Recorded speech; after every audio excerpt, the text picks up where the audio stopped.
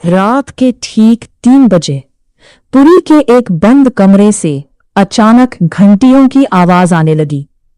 लेकिन डराने वाली बात यह थी कि उस कमरे की चाबी 50 साल पहले समुद्र में फेंक दी गई थी और जब दरवाजा खोला गया, अंदर दीवार पर सिर्फ एक लाइन लिखी थी, जगन्नाथ अभी जाग रहे हैं।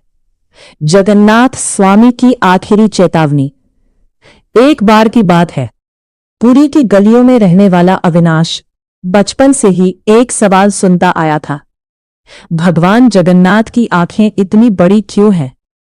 हर कोई अलग जवाब देता, लेकिन उसकी दादी हमेशा एक ही बात कहती थी, क्योंकि वो सब देख रहे हैं, यहां तक कि वो भी जो इंसान छुपा देता है। अविनाश इन बातों पर हंस देता था, लेकिन उसे क्या पता था, एक दिन वही आंखें उसकी जिंदगी बदल देंगी।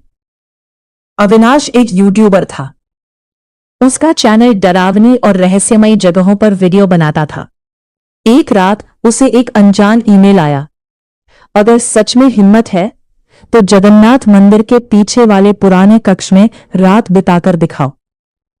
साथ में एक पुरानी तस्वीर थी। तस्वीर में एक बंद कमरा था, जिसके ऊपर लाल रंग से लिखा था, यहां रात में भगवान चलते हैं। लाखों व्यूज के लालच में अविनाश तुरंत पुरी पहुंच गया। मंदिर के बाहर समुद्र की लहरें अजीब तरह से गरज रही थीं। आसमान बिल्कुल काला था। उसे वहां एक बूढ़ा पंडित मिला।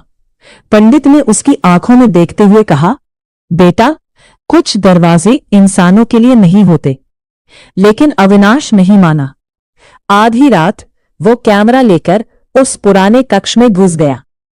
कमरे में घुसते ही उसका कैमरा अपने आप बंद हो गया। हवा अचानक बर्फ जैसी ठंडी हो गई और तभी ठन ठन ठन घंटियों की आवाज पूरे कमरे में गूंजने लगी। अविनाश घबरा गया, क्योंकि मंदिर की सारी घंटियां उस समय बंद थीं। अचानक उसे महसूस हुआ कोई उसके पीछे खड़ा है। धीरे धीरे उसने मुड़कर देखा, लेकिन वहां कोई नहीं था। सिर्फ दीवार पर एक नई परछाई दिखाई दे रही थी, एक ऐसी आकृति जिसकी आंखें गोल और बहुत बड़ी थी, ठीक भगवान जगन्नाथ जैसी। अविनाश डरकर बाहर भागने लगा, लेकिन दरवाजा बंद हो चुका था। तभी कमरे के कोने से किसी बच्चे के रोने की आवाज आई, मुझे बाहर निकालो। अविनाश कांपते हुए उस तरफ गया। वहां एक पुरानी लकड़ी की पेटी रखी थी। उसने जैसे ही पेटी खोली, उसके हाथ कांपने लगे। अंदर एक छोटी मूर्ति थी और उसके नीचे एक पुरानी डायरी।